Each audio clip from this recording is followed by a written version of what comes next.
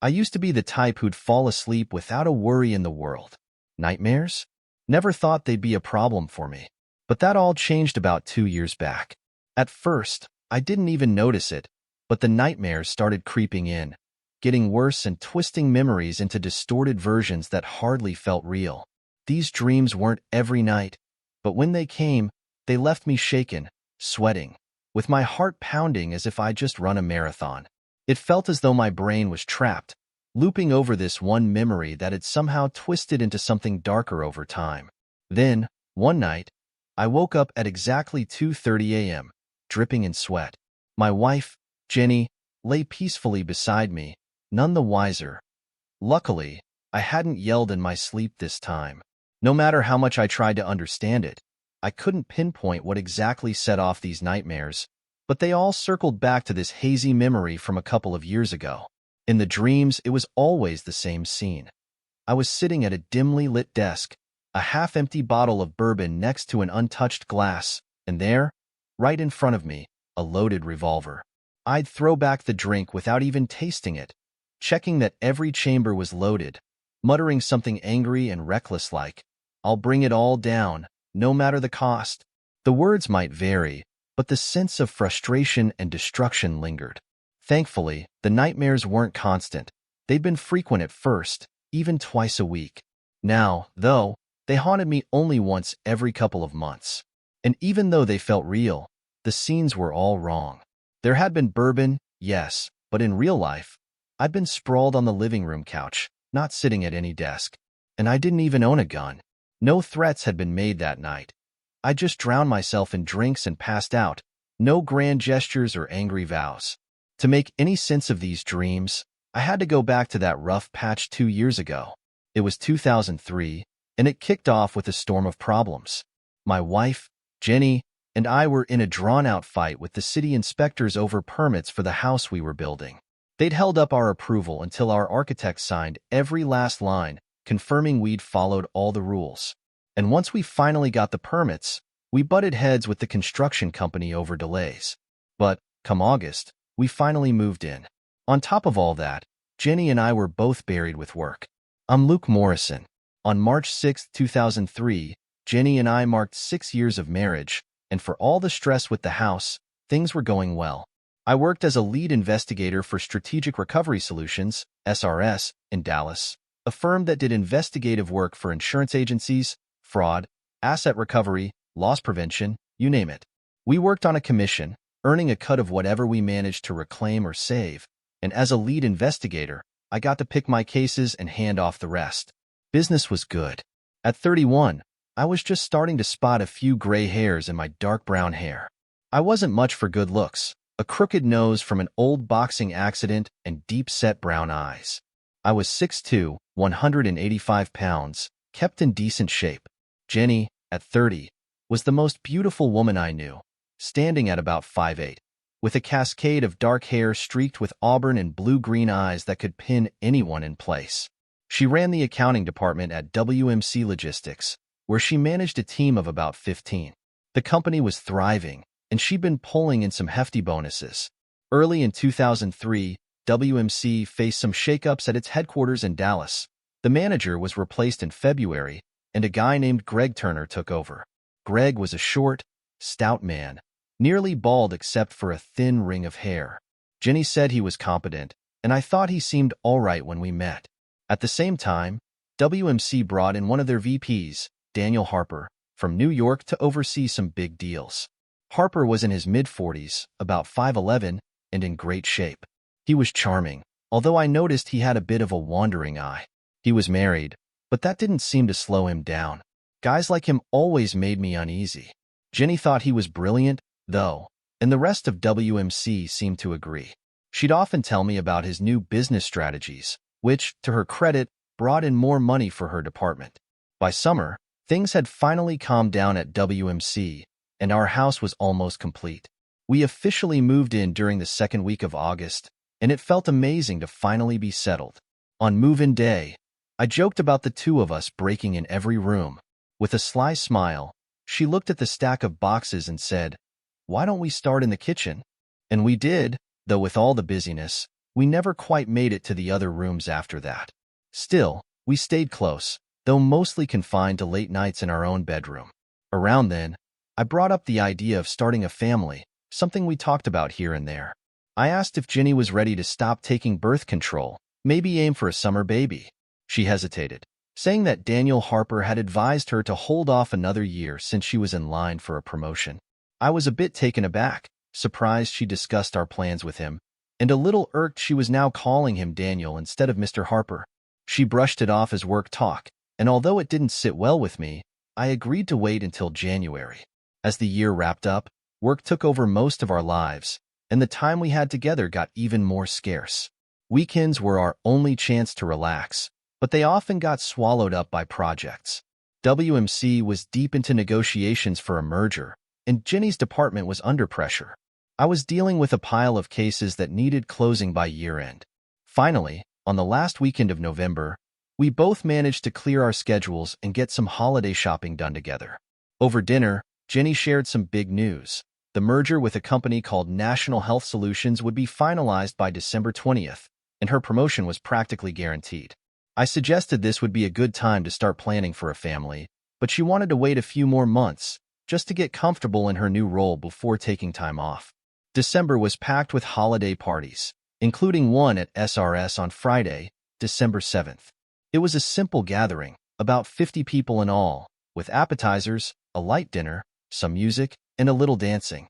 Not much excitement, but we're mostly investigators, scattered across different cases, so it made sense that things stayed low-key. My one close friend at SRS was Dave Ripley, and he was there with his wife, Laura. We spent most of the party chatting with them. It was a good time. Nothing wild, but a nice break. We stuck around until about midnight before heading back home. Once we were back, I brought up the old joke about breaking in every room in the house, just like we'd planned when we first moved in. Ginny grinned and teased, "Maybe we can cross another one off the list tonight."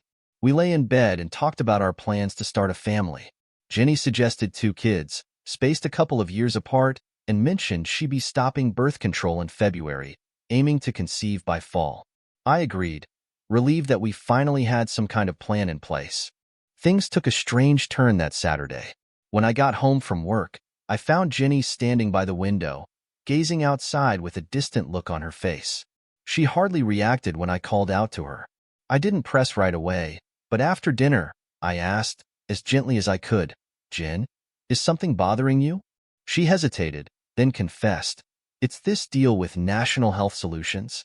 Their president, Mr. Belling, is making impossible demands. If we can't meet them, we'll lose the deal and I could lose my job." I tried to calm her, reassuring her that we'd get through it no matter what, but she shook her head, tense and frustrated. "You don't understand," she said. "If this deal fails, it's on me. I haven't done anything wrong." But her words trailed off, and I could tell she didn't want to explain further. So I let it go for the night. Sunday, she grew even more withdrawn, hardly speaking at all. On Monday, she left for work early, mentioning back-to-back meetings. I decided to clean up around the house, and while taking out the trash, something small fell from the bathroom bin. I couldn't find it after a quick search, so I left it. That evening, Ginny still seemed tense, and when I asked how work was going, she snapped back, "I can't talk about it, Luke. I'm dealing with it, all right?" I backed off, not wanting to push her when she was clearly stressed. But it worried me, watching her so wound up over this project. By Wednesday, she seemed a bit better. When I got home, she greeted me with a smile and a kiss, the first signs of affection in days. Though she seemed more relaxed, her usual lightheartedness was missing, replaced by an edge of distraction. I joked, "Is it safe to ask about work now, or is it still classified?" She sighed, half smiling. "I probably shouldn't say anything, but it looks like we might be able to satisfy Mr. Belling's demands." She mentioned that Daniel was confident the deal would hold. Hearing her call him Daniel always bugged me.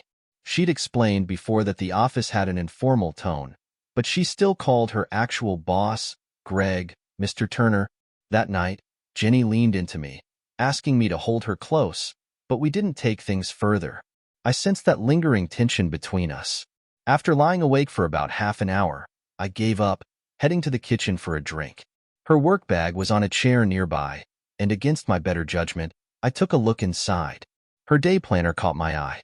She'd marked several meetings with her supervisor, Mr. Turner, along with Daniel Harper and Mr. Belling. It felt strange to see client names on her calendar since she was in accounting, not sales. I figured it was because of the promotion, but then I noticed something odd.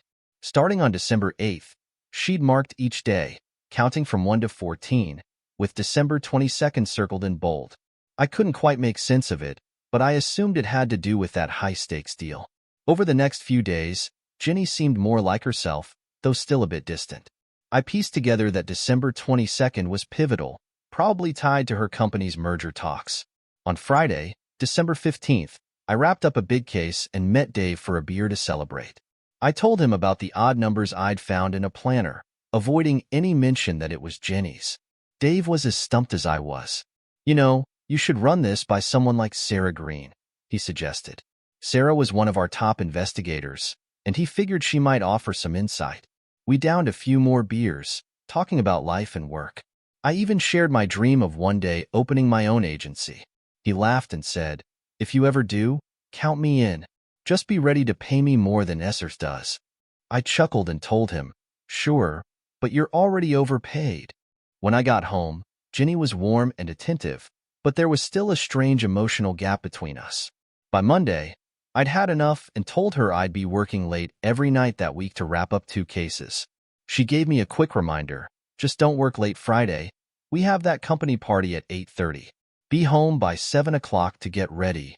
I promised her I'd be there on time. As the week went on, my frustration grew. I managed to close one of my cases on Tuesday, so we went out to celebrate with dinner. But Jenny wasn't feeling great afterward, so the night ended early. By Wednesday, when I tried for some closeness again, she brushed me off, clearly preoccupied. I kept reminding myself to be patient, knowing work was likely the culprit. But I couldn't shake the feeling that everything would remain tense until Friday when we'd finally know about her promotion. By Thursday, I was close to wrapping up my last big case, and I knew my best chance at closing it fast would be Friday morning. But if things didn't go smoothly, getting home by 7 o'clock that night would be a gamble. Over dinner, I warned Jenny about the possibility of running late. "You promised," she said, sounding disappointed. "You need to be home on time for the party." I assured her I'd do my best, suggesting, "If I'm delayed, just go ahead without me, and I'll catch up." She didn't push it further, but I could feel the tension linger between us. Friday morning came, and I caught a lucky break on the case, which involved a stolen jewelry collection worth over $1 million. The thief had reached out with an offer to sell it back for $200,000, and the insurance company was willing, saving them a major payout. My job was to handle the trade-off. I spent hours setting up the meeting and collecting the cash. By early afternoon, I was on my way, money in hand, ready to meet the thief. He led me to an old, run-down parking garage on the north side of town. From across the street, I watched as he opened the trunk of an old sedan but didn't seem to take anything out. After checking his surroundings, he walked away, oblivious to my surveillance. As soon as he was out of sight, I crossed over, picked the lock, and popped open the trunk. Inside was a small canvas bag holding every piece of the stolen jewelry.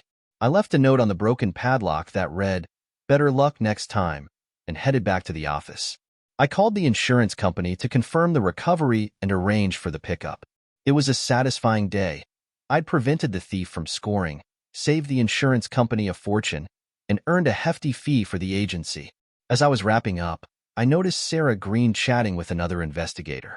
When she finished, I invited her to grab lunch. "You buying?" she asked with a grin. "I'll cover it if you give me a hand with something," I replied. "Deal," she laughed, and we grabbed sandwiches at a nearby deli. As we ate, I described the notes I'd seen in Jenny's planner, where she'd written started on December 8th, followed by numbered days counting up to 14, with December 22nd circled. Sarah thought for a moment, then smiled. "That's a cycle," she said. "It means she started her period on the 8th and counted to day 14. The 22nd, her most fertile day." I was stunned. It hadn't even crossed my mind. "Does that help your case?" she asked, still smiling. "Maybe," I muttered, but my mind was spinning. Back at the office, I tried to refocus, spending the rest of the afternoon on paperwork, but thoughts about Jenny tracking her cycle wouldn't leave my mind. Why would she do that when we weren't planning to start trying for kids until February? A disconcerting thought struck me. Was she keeping track for someone else? The idea sat like a stone in my gut, but I reminded myself not to jump to conclusions. I knew better than to make assumptions without evidence. By 5 o'clock, I'd wrapped up and was on my way home, feeling a mix of relief from solving the case and unease about what I'd learned. I arrived around 5:30, and as I unlocked the front door, I saw movement at the top of the stairs. Jenny was there, holding a towel and a bottle of lotion, completely unclothed. I froze, caught off guard. She disappeared into the living room, and suddenly, everything felt different. I quickly backed out, needing a moment to process. I pulled the car back into the garage, letting her have a moment to realize I was home and get dressed. When I came back in, I heard the bathroom door click shut upstairs. "Jenny, I'm home," I called out. "Oh, you're home early," she replied from the bathroom. "I'm just getting ready. Why don't you use the guest shower?" "Why?" I asked, puzzled by her unusual suggestion. "I'm just busy in here," she replied quickly, her voice light but hurried. It all felt off, and I wasn't sure if this was some playful game or something else entirely. By 7:30, Jenny emerged, looking polished and composed, a soft smile on her face. "You look fantastic," I told her. "You're going to turn heads tonight." "Yours, I hope," she said with a hint of sarcasm, her expression unreadable. We drove to the party in a strained silence until Jenny broke it, softly apologizing. "I'm sorry, Luke. It seemed like a good idea at the time." Her words trailed off and I replied, "No problem. We'll talk about it later. Let's just enjoy tonight." The party was at WMC's office, in a spacious auditorium on the second floor. When we arrived and checked our coats, Daniel Harper immediately appeared and pulled Jenny aside. I kept my eyes on them, feeling my tension spike. They spoke in hushed voices, Jenny nodding a few times, then shaking her head. Daniel seemed frustrated, but eventually, he gave a tight smile and appeared to hand her something. She took it reluctantly, and though she didn't seem thrilled, she agreed. When she returned to me, I asked, "What was that about?"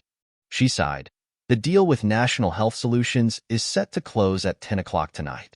I have to meet with Daniel and Greg if it goes through. If all goes well, we'll get the contract and I'll get my promotion. And if all goes well, we can finally start trying for a baby?" I asked, hoping to see some excitement from her. "Yes, then we can start our family," she said, but her voice sounded flat, as if she were saying it more out of obligation than joy. I wanted to ask her more, to press her for honesty, but part of me felt like I already knew the truth. We entered the main party room, and Jenny looped her arm through mine, putting on a show of affection. The room was elegantly decorated, with tables scattered around, a live band playing at one end, and a buffet and open bar at the other.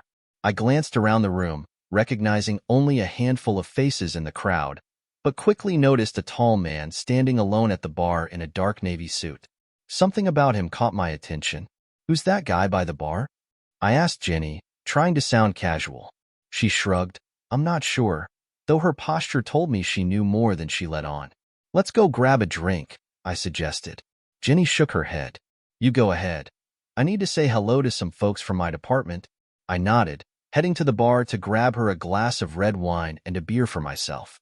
When I reached the man, I greeted him with an easy smile. "Mr. Belling, how's it going?" He looked surprised. "How do you know me?" he asked, his tone wary. "It's my job to know things," I replied smoothly. "I'll bring this wine over to Ms. Morrison, but I'd like to come back and have a quick chat if you don't mind." Belling gave me a wary look before nodding. "Sure, I'll be here," he replied, clearly unsettled. I handed Jenny her drink, and she was chatting with some coworkers. "I'll walk around a bit while you catch up," I told her. She gave me a quick, tense smile. "Stay close by. I need you around tonight," she said. I nodded, sensing her unease, then returned to Belling at the bar. "Look," I said, extending a hand. "Security for WMC. Just making sure everything's smooth tonight." Belling's shoulders tensed a little. "Daniel mentioned you might be here," he muttered, glancing around. Guess I'll just wait for the fun to start. He gave a forced smile. You seem to know a lot, he added uneasily. Part of the job, I replied with a small smirk. Say, you a fan of brunettes? I asked, throwing him a sharp glance. His face split into a grin. Love brunettes. Especially long-haired ones, he said. Like Ms. Morrison? I probed, keeping my tone steady. His grin grew bolder. Exactly. I fought the urge to punch him but kept my cool. I bet you like Bald too, I pressed. He laughed. Bald's great. I'd heard enough. Well, I'll be around if you need anything, I said, turning away, muttering under my breath. Back in the main hall, the band had started up, and I noticed a man approach Jenny, inviting her to dance. She politely declined, then took my hand and led me to the dance floor instead. As we moved to the music, I kept an eye on Belling, making sure he had no idea I was Jenny's husband. My mind was racing, running through every angle of my next move, and I could feel the tension eating away at me as the clock ticked closer to 9:30. When a slow song came on, Jenny wrapped her arms around me a bit too tightly, almost clinging. I noticed Belling watching us, his face tense, so I threw him a casual thumbs up to brush him off. After the song, we returned to our table. Just then, Greg Turner walked over with a small package in hand, whispered something to Jenny, handed her the package, and slipped away. Jenny quickly hid the package behind her back, then leaned toward me. I need to go to the bathroom, she murmured. Something didn't sit right. Jenny, I said quietly, don't do this. She looked at me, feigning innocence. Do what? She asked, pulling her hand away. I held her gaze. You know exactly what I mean. Stop this now. She gave me a blank look. I just need to use the bathroom, Luke. She turned and walked away without another word, not meeting my eyes. While she was gone, I started connecting all the pieces. The real trouble had started the moment she began calling Daniel Harper by his first name. It had bothered me right from the start. Then came her sudden mood swings and her fear of being blamed for problems with the National Health Solutions deal, despite her insistence that she'd done nothing wrong. There were all those private meetings with Greg, Daniel, and Belling, the strange calendar markings, and the fact she was still on birth control even though she was tracking fertility days. And that unexplained conversation about shaving. She'd never told me what she was up to, and I hadn't shared what I'd seen. Harper kissing her stomach the night I stood outside on the porch. Everything felt like it was shattering around me. I couldn't face her while all this was happening, so I'd pulled back to the garage that night, giving them a chance to stop whatever they were doing. When I finally stepped inside, I saw Daniel slipping across the street to his car. It seemed that Belling had taken a serious interest in Jenny and was pressuring Daniel to let him have his way. I didn't care about their motivations at that point. All I knew was that I had to end this. At 9:45, Jenny still hadn't returned from the restroom, and I knew I couldn't sit idly by any longer. I decided I'd find her, get her home, and confront whatever fallout would come. Just as I was heading toward the exit, the band announced a short break, giving me a sudden idea. I saw Belling, Greg, and Daniel huddled together at the bar, and I knew they were the perfect audience. I approached the lead singer and asked, "Mind if I borrow your mic for a moment? I need to make an announcement." The singer nodded, handing me the wireless mic. "It's live. Just flip the switch," he said. I took a deep breath, preparing myself, then flicked on the microphone. "Excuse me, can I have everyone's attention?" I called out, but the room was still noisy. I repeated, "Could I have your attention, please?" The crowd gradually quieted down, heads turning my way, and I knew there was no going back now. I saw Jenny emerging from the restroom just as I caught sight of the three geniuses, Belling, Turner, and Harper, all watching me with curious expressions. I raised the mic and called out, "Can I have everyone's attention, please?" The room gradually quieted, and Jenny paused in the doorway, looking at me with a mix of fear and uncertainty. "Thank you, everyone. I won't take up much of your time," I began, holding the microphone tightly. "First off, what a fantastic party this is. Let's give a round of applause to the team who put it together." People clapped, and Jenny started walking slowly toward me, her face pale and anxious. I kept going, my voice steady. "Now, I've had a drink or two, so bear with me as I get this out," I joked. I just wanted to share a few things about myself and my amazing wife, Jenny. I glanced at her, giving a small smile, before looking at the trio of idiots by the bar. I couldn't read their expressions clearly, but none of them looked thrilled. To start, some good news. Jenny and I are expecting a baby. Several guests broke into applause and laughter, while Jenny put her hands to her face, trying to cover her reaction. Daniel looked furious. Greg seemed completely lost, but I couldn't quite tell what Belling was thinking. And there's more, I continued. Jenny here told me she's getting a promotion tonight. It seems she, Greg, and Daniel here will be meeting upstairs to finalize a contract with Mr. Belling on behalf of National Health Solutions. Applause followed, but I heard Jenny mutter, "Please, stop," as she stopped walking, just a few feet from me, and sank slowly to the floor. The crowd was buzzing, watching her reaction. Meanwhile, Daniel looked enraged. Greg looked like he'd seen a ghost, and Belling just smirked as if amused by the chaos. I carried on. The night started out pretty oddly, I said, so I thought I'd share the story. When I got home from work tonight, I found my lovely wife about to shave. Laughter rippled through the crowd, though most people just stared in stunned silence. We had a little disagreement about it. She said it was a surprise for me, but I asked her not to do it. Now, I realized she wasn't doing it for me. She was doing it for Daniel. The room gasped, and Jenny's face crumpled as she lay on the floor, crying softly. Many of the guests stared at me, horrified, while Belling slipped out, leaving only Daniel and Greg to face the music. Daniel's face was beet red, and Greg started making his way toward me as if he could somehow put a stop to this. It turns out, I continued, that my wife was set to be Mr. Belling's gift tonight. It seems the company's leadership thinks it's good business to have employees engage with clients to secure contracts, even if it tears their marriages apart. Greg had reached me by now, trying to grab the mic.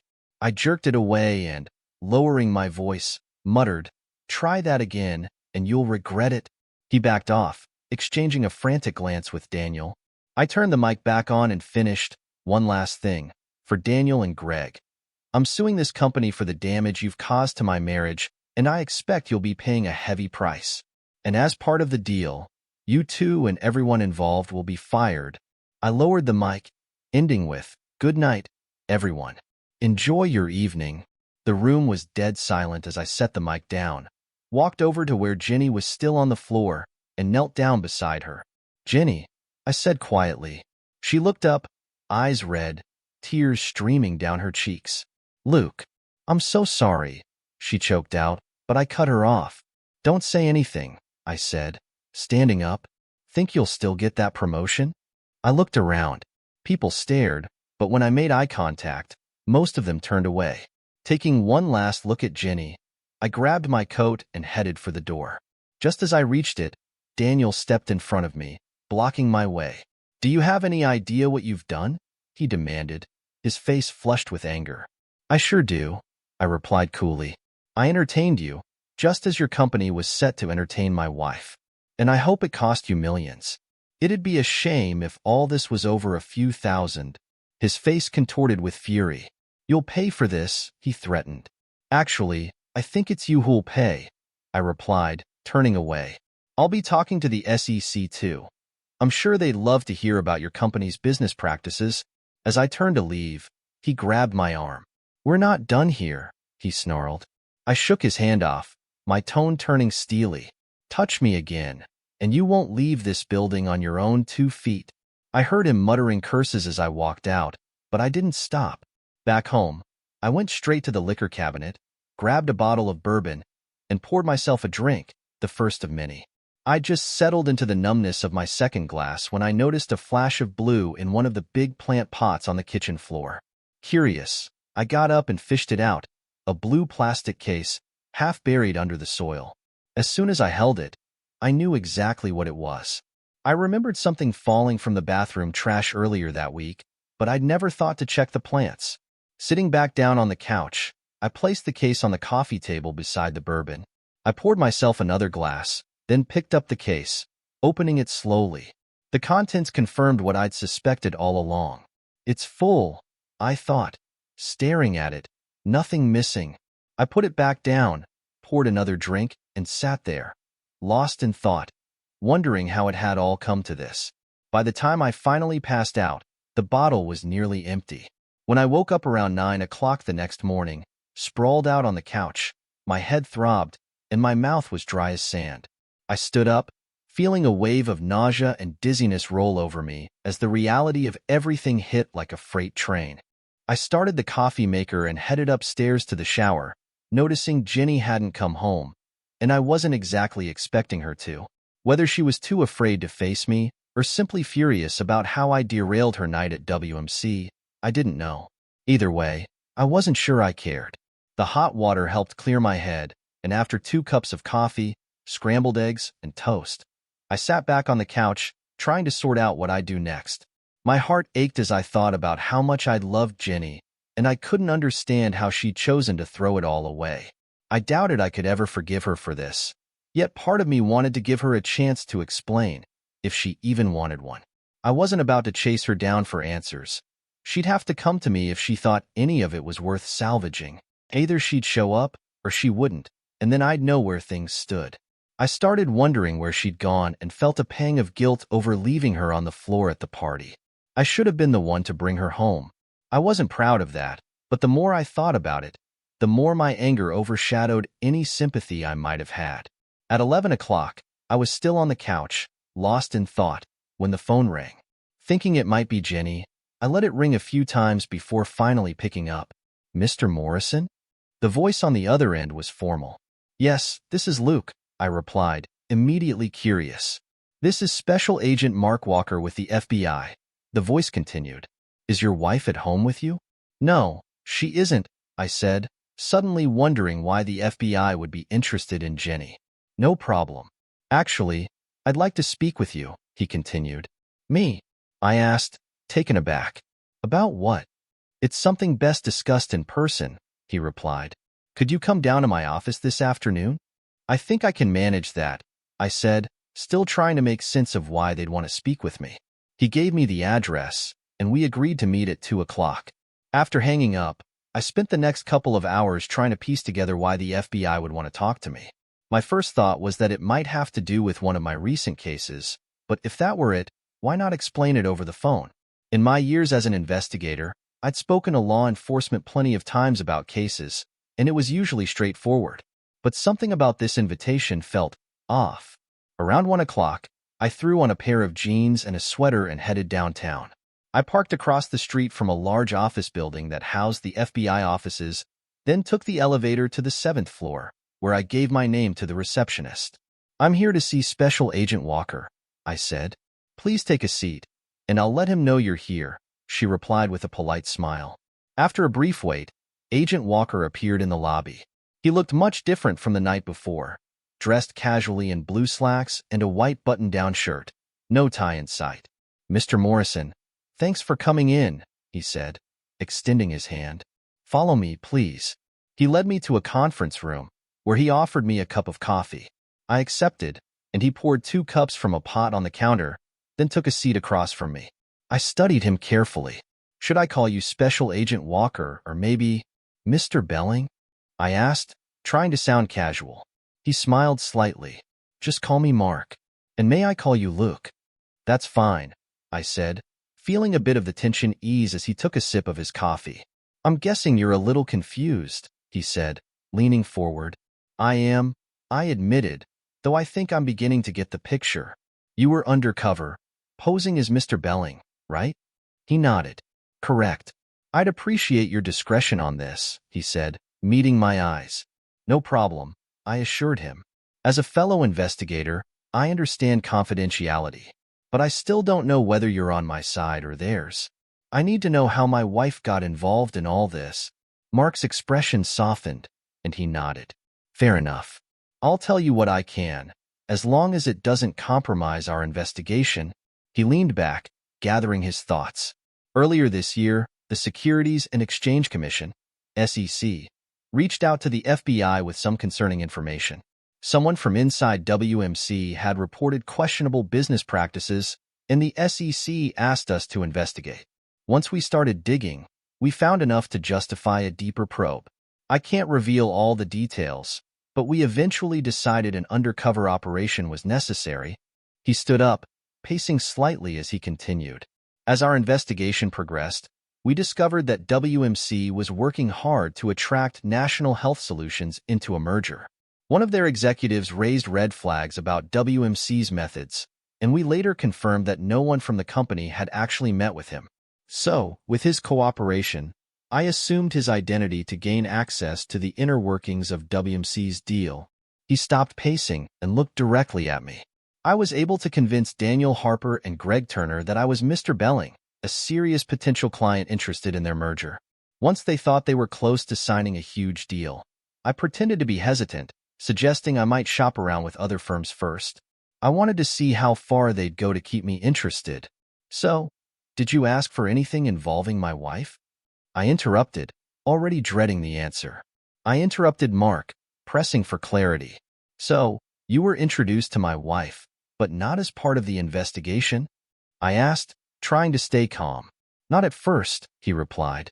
On my initial visits to WMC's offices, I met Jenny when I was escorted into the conference room to meet with Greg Turner and Daniel Harper. I specifically asked Harper if I could speak with Ms. Morrison. I tried to keep my tone steady. Why? I asked. Harper's response was unsettling. He chuckled and said, "She's very attractive, isn't she?" I agreed but told him that wasn't why I'd asked for her. My cover story was that I wanted to review the company's finances directly with the head of accounting, given I was supposedly planning a big merger. He paused, watching my reaction. The truth is, Luke, your wife was the one who initially went to the SEC, raising concerns about WMC's business practices. So Jenny's the whistleblower? I asked, feeling both confusion and a strange relief. Yes, Mark confirmed, but she didn't know I was undercover for the FBI. The information she provided implicated executives even higher up than Turner and Harper. She specifically named WMC's president and CEO. My focus, however, was solely on Turner and Harper, so I couldn't risk her knowing who I was and potentially tipping them off. Jenny had reported her own company's executives? The thought turned over in my mind. I wondered how much she actually knew, and whether she'd have gone through with it if she'd known Mr. Belling wasn't real. I let the question hang, choosing instead to listen to Mark's account. As I mentioned, I started hinting to Harper that I might walk away from the deal, he continued. So, he eventually asked me what it would take to close with WMC. I threw the question back at him, asking what he could offer. Mark's tone grew darker. That's when he leaned in and said, "I see you've taken a liking to Ms. Morrison. How'd you like a little time with her?"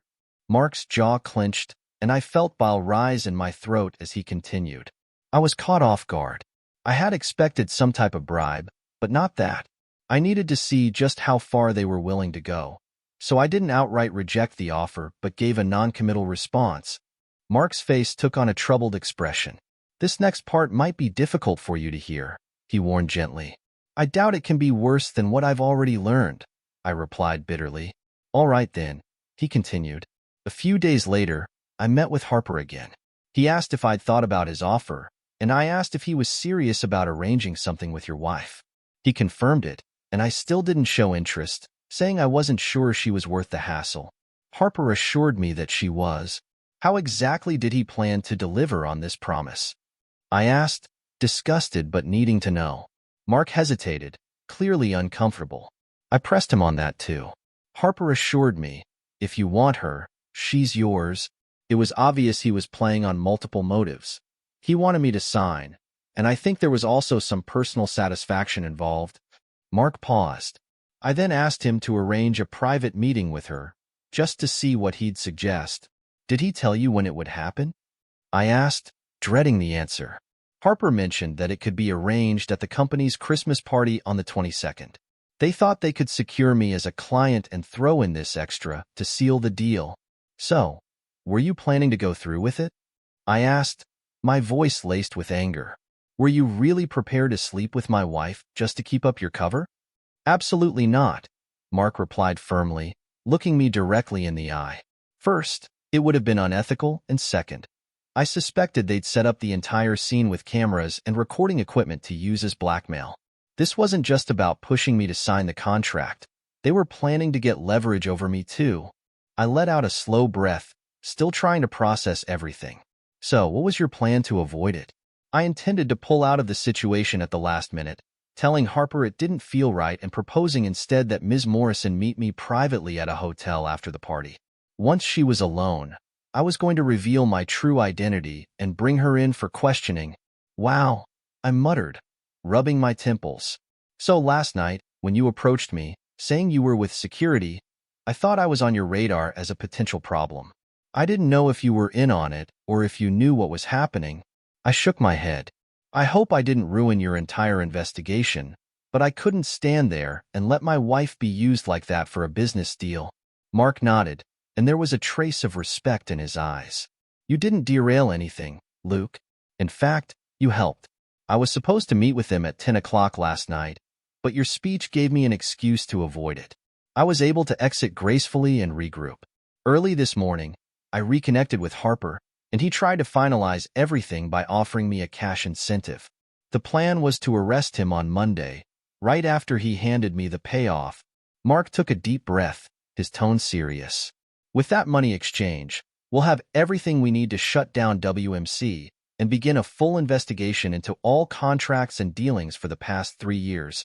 I ran a hand over my face, struggling to grasp all the implications.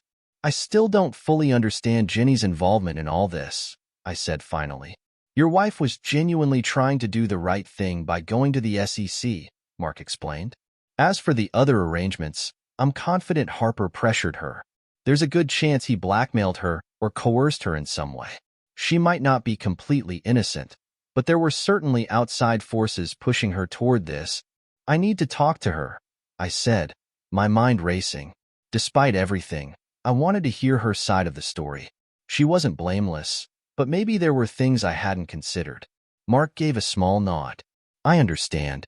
That's all I can share for now. Do you have any more questions? Not at the moment, I replied, feeling like I'd been handed more than enough to process.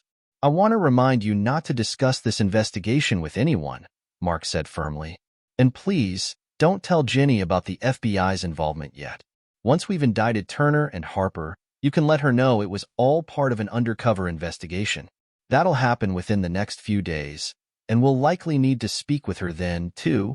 I agreed to keep it all quiet, and Mark mentioned he'd call to let me know when I could share the truth with Jenny. He added that they'd probably want my perspective on events as well. After a firm handshake, I left the building, feeling weighed down by everything I'd just learned. When I got home, I saw there was a message from Jenny asking me to call her.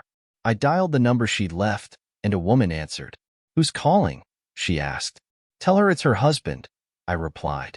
After a moment, Jenny came on, sounding tense. Where have you been?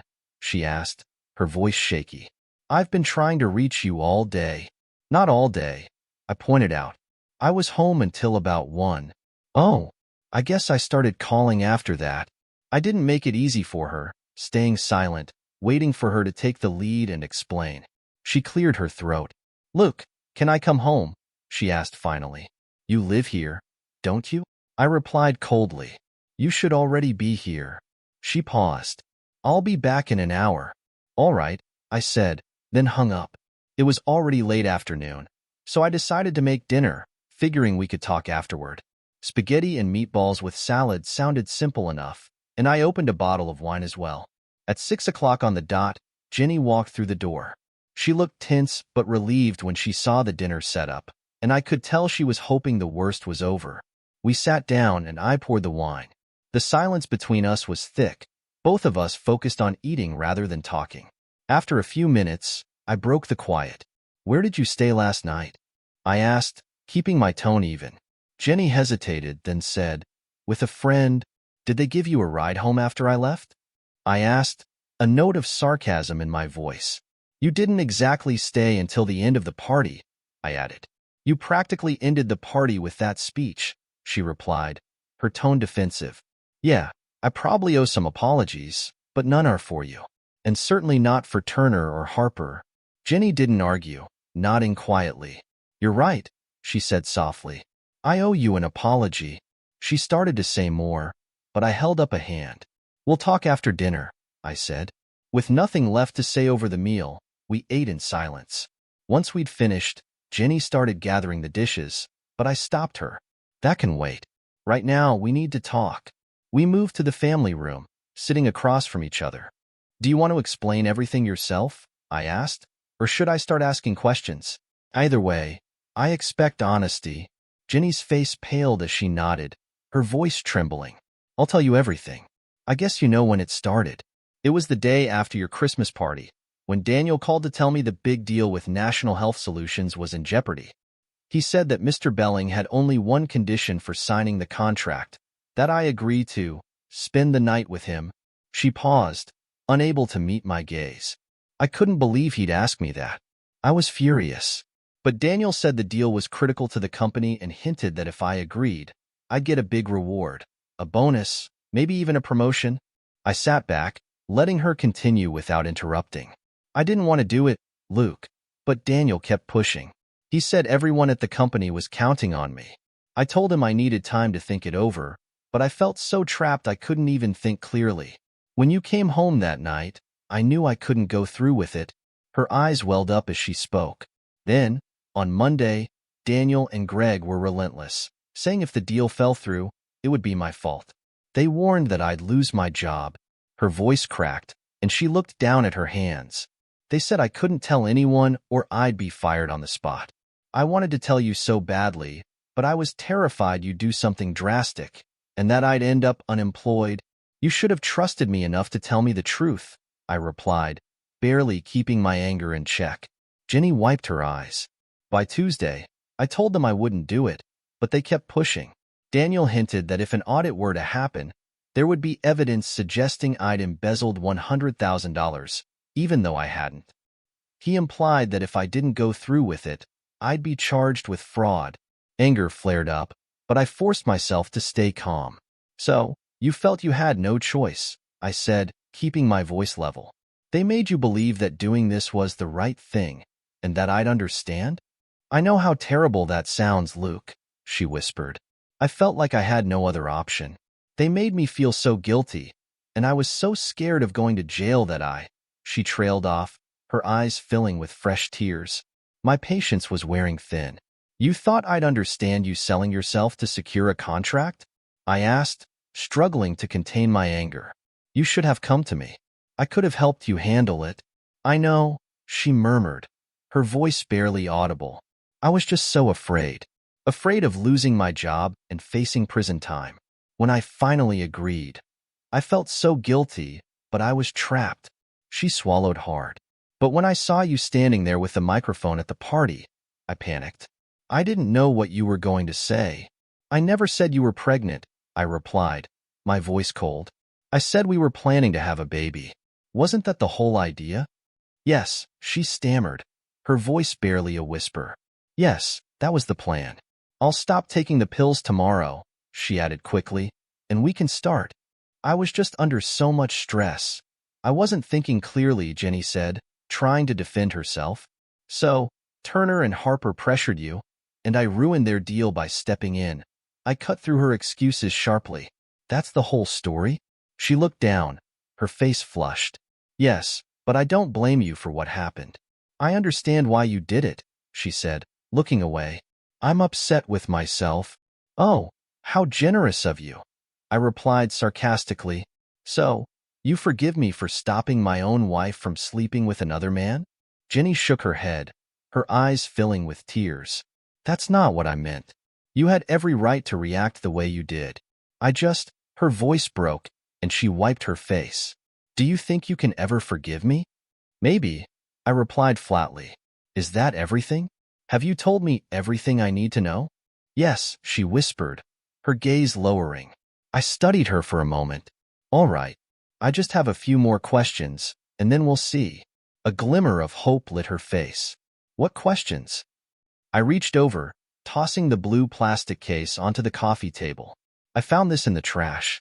It's full. You threw out your birth control last week, didn't you? Her face went pale. And yet, just now, you told me you'd stop taking them tomorrow. Care to explain? Her mouth opened, but no words came. After a moment, she answered in a strained whisper, You're right. I stopped taking them. I thought it would be a nice surprise. Since I knew you wanted a family, I stared at her, a mix of disbelief and anger flaring up.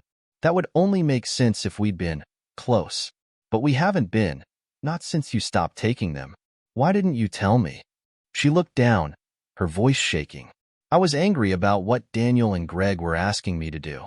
I just wasn't in the mood. Did you realize that last night was your most fertile time? I asked, keeping my voice steady. Jenny looked startled. No, I hadn't realized that, she stammered. Strange, I said, that you'd plan to spend the night with Mr. Belling right in the middle of your cycle. Her eyes widened, and I didn't hold back. What? Were you planning to let me think his kid was mine? Her face went white as she shook her head. No, I would never. I wasn't thinking about that at all. I would never do something like that, she whispered, panic filling her voice. I was done with excuses. How long has it been going on with Daniel? I asked coldly. What? Her face crumpled, but I didn't give her room to dodge. No more lies, Jenny. I saw him kiss your stomach. Were you going to let me think his baby was mine? She broke down, sobbing, but I didn't let it sway me. You spent last night with him, didn't you? Her cries grew louder as I turned and left the room. I didn't wait around to hear more. I went upstairs, packed my suitcase, and returned downstairs to find her still in tears, pleading, Please, don't leave me, Luke. I love you, she said, her voice breaking. Daniel blackmailed me. I was scared. Please don't go. I kept packing. Why didn't you just keep taking the pills and lie to him then? You didn't have any trouble lying to me. I wasn't thinking straight. I was afraid, she cried, but I wasn't moved. Funny, I think I trust what you told him more than anything you've told me. Her cries filled the room as I finished packing. And by the way, I added as I reached the door, I heard you tell him you loved him last night. Jenny froze, guilt flashing in her eyes. I don't love him, Luke. I swear. If I get pregnant, She broke down. Please, I love you. I'll do anything. No, I said coldly, my voice firm. Don't do anything on my account. You made your choice. I walked out, her sobs echoing through the room, and felt nothing but disgust. I didn't love her anymore, and nothing in that house held meaning for me. It's been over 2 years since I left Jenny that night. Afterward, I found myself an apartment, got a fresh start, and tried to build a new life. That's when the nightmares began, haunting me. Unsatisfied with my life in Indianapolis, I quit my job and moved to California, where I opened my own investigation agency. One of my first calls was to my old friend, Dave Ripley, who joined me a few months later. Soon after, he told me that Sarah Green had heard about our agency and was interested in working with us. She moved out here, and 2 months later, we started dating. A few months after that, we moved in together, and before I knew it, I was in love again. While I wasn't in a hurry to get married, I felt lucky to have someone who cared for me as deeply as I cared for her. I've kept a few connections in Indianapolis, including Special Agent Mark Walker. He occasionally updates me on the investigation, and what he shared surprised me. Apparently, at Daniel Harper's request, Jenny had been collecting evidence against WMC's president and CEO. She'd hoped to expose their shady dealings and get the board to remove them, giving Harper a shot at taking over. Jenny wasn't lying about not loving Harper. She'd used him, knowing he was in love with her, thinking that if he rose to the top, she'd gain everything she wanted. Harper's marriage ultimately fell apart. He and his wife had no kids, which he often blamed on her. After I left Jenny, he spent over a month trying to get her pregnant, but it never happened. It turned out he was infertile, a fact that led to his divorce. Not long after, he was sentenced to 5 years in federal prison for his involvement at WMC. Turner received 2 years in a minimum security facility. Jenny was fired, and WMC was acquired by a larger consulting firm. Last I heard, she was teaching accounting at a community college in Ohio. I don't think about her much anymore. The wounds she left are still too fresh, and I don't miss her. Sarah has filled the void that Jenny left in my life, and I'm grateful for that. In fact, she's done so much more, which is why I married her. Now, as I sit here looking at Sarah, I think about waking her up, not to tell her about a bad dream, but to say I love you. Last night, she told me that whenever I'm ready for a baby, all I have to do is ask. Just order early, she joked. Because labor takes 9 months. I think I might just place that order tomorrow. And if you're wondering, WMC stood for Wade, Mitchell, and Chambers,